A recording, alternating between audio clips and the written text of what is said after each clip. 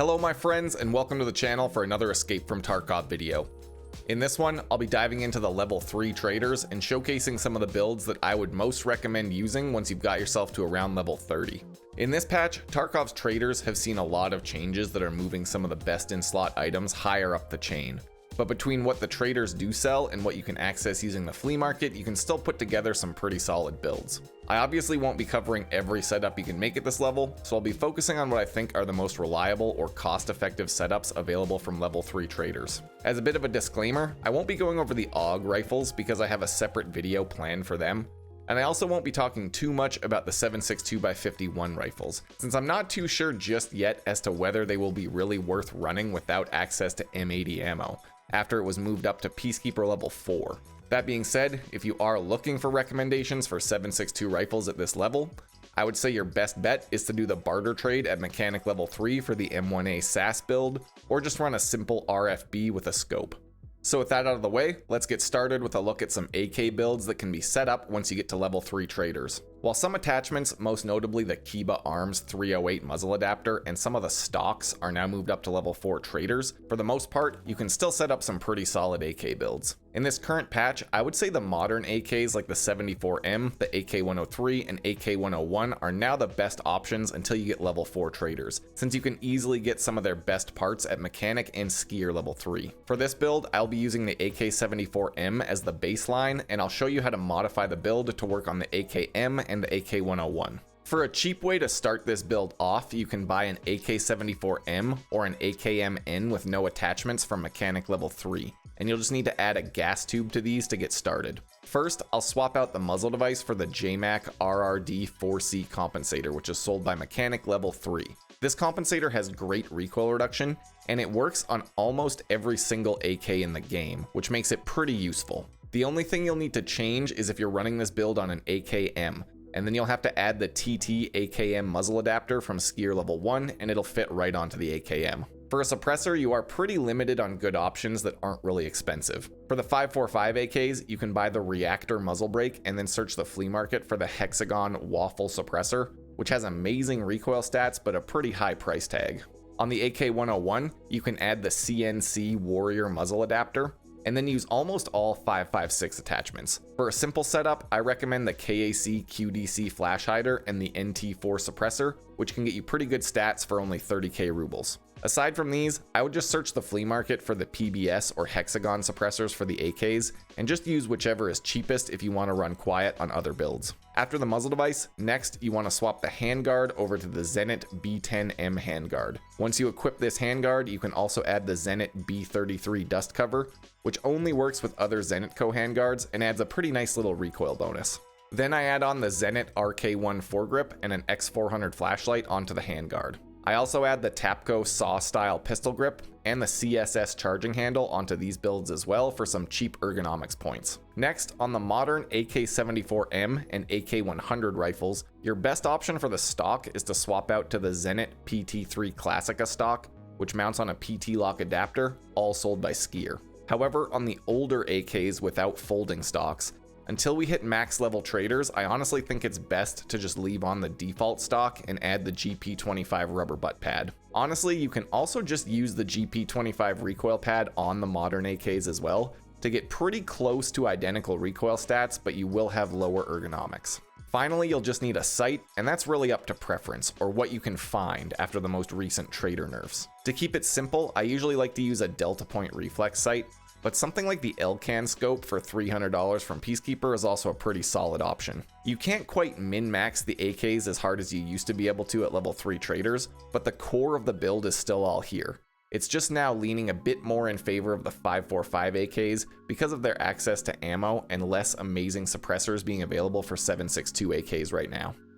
Next up in this video, I'll be covering the SCAR L, as well as a brief look at the MDR, which will use basically the exact same attachments and accomplish the same goal. Now, while the SCAR and MDR might not shoot as fast as some of the other 5.56 rifles, they have much more stable recoil, which means you're more likely to actually keep your shots on target when it really counts. They're not perfect, but both the SCAR and the MDR 556 give you pretty affordable access to an easily suppressed, relatively low recoil rifle that's accurate and reliable, so I highly recommend them. You can buy both of these rifles on the flea market for a pretty reasonable price, usually around 60 to 65,000 rubles, so that's how I'll start these builds. For the SCAR L, start by swapping out the muzzle device with a suppressor. For the best stats, you can use the Silencer Co. Saker suppressor mounted on the ASR flash hider. For a slightly more budget setup, I would recommend the Thunderbeast Ultra 5 suppressor on the 223 CB muzzle brake, which has less recoil control, but it's usually quite a bit less expensive.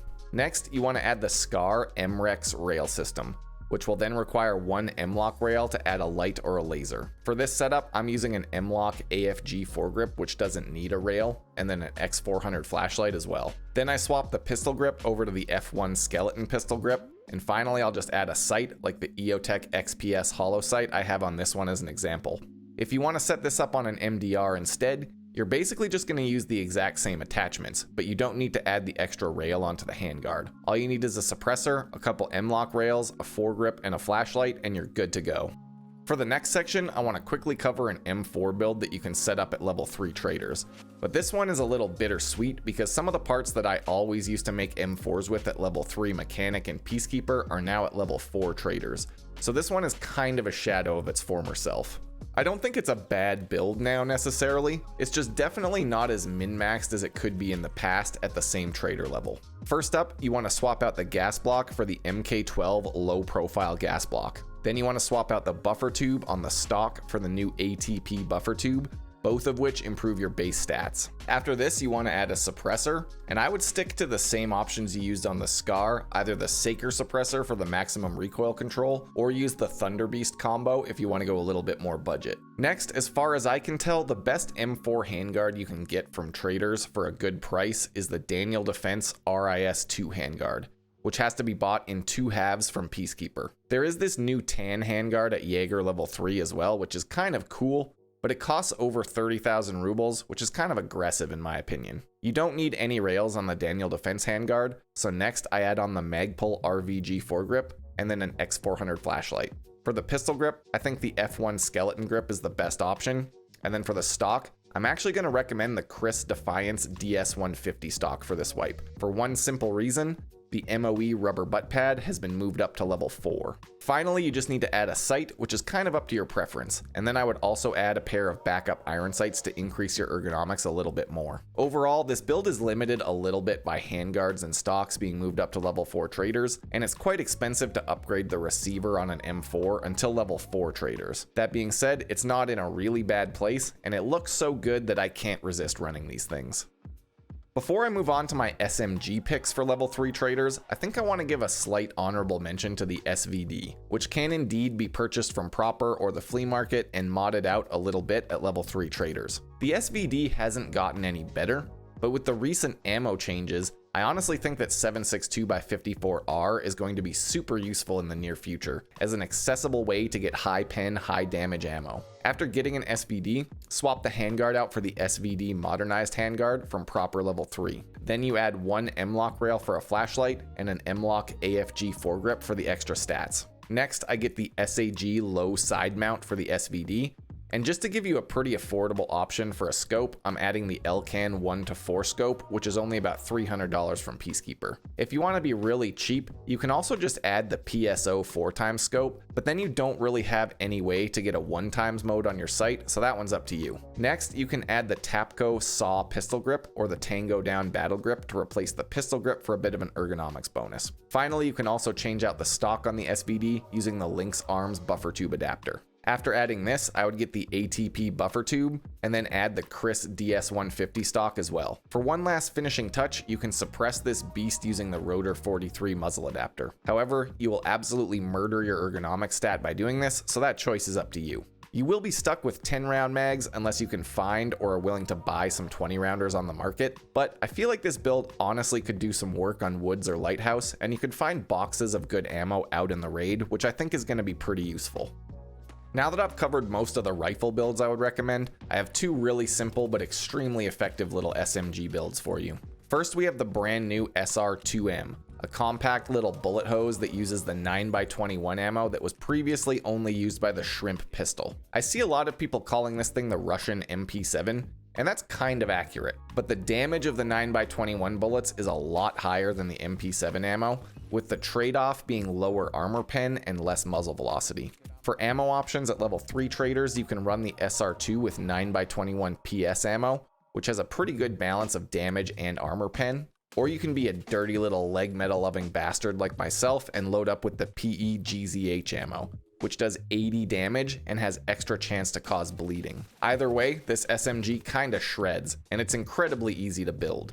You can buy the SR2 from proper level 3 for about 50,000 rubles, and you can also buy the suppressor for about 25,000 rubles, which is kind of an insane deal if you ask me. Next, you need the B17 mount to add some reflex sights, and for all of my builds with this thing, I've just been running a Delta Point reflex sight. Finally, the SR2 comes with one side rail already attached, so you can add something simple like the X400 flashlight, and then you're done. I can't tell if it's just the novelty of having a new gun, but even with leg meta ammo, I'm just loving this thing, so try it out and let me know what you think. After covering the Russian MP7, I think it's only fair to close this video out with the actual MP7, which you can start to run pretty effectively after getting mechanic level 3, where you unlock the 30-round magazines. This happens every wipe, but I think people tend to forget about this thing in the first few months of the wipe.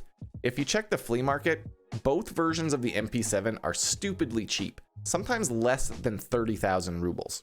Now in the past, I would have said the P90 was a better choice here, because of the ammo available and the larger 50-round mags. However, in this wipe, SS190 and SB193 ammo are gone from level 3 traders, so I think the MP7 wins out overall. At level 3 traders, you can choose between FMJ SX ammo from Peacekeeper or Subsonic SX ammo from Mechanic. FMJ has better armor pen and accuracy, but Subsonic has almost the same stats with a big recoil reduction because it's a subsonic round. Personally, my money is on the Subsonic, but that choice is up to you. When it comes to building the MP7, the only really important piece is the Rotex 2 suppressor, which you'll have to find on the flea market and hope for a good price. If it's too expensive on the market, honestly the MP7 isn't horrible without this, but the Rotex does give you a pretty good advantage. After this, you can add an X400 flashlight onto the side rail, and if you have the MP7A2, I would add the Magpul RVG foregrip as well. Finally, you'll just need a sight, then you load up on ammo, and you can head out into the raid. Well, that kind of covers it for this quick run through of some of the builds that I would recommend from level 3 traders. I'll be doing some testing of 7.62 builds with the cheaper ammo, a dedicated AUG video, and some fun 5.56 setups to farm rogues with pretty soon here. But these builds should give you something to rely on for the time being. I hope you found this helpful, and let me know what you think down in the comments. Thanks for checking out the video. I've got links to my Twitch stream and Discord server down below for anyone interested. And until next time, stay safe in Tarkov City.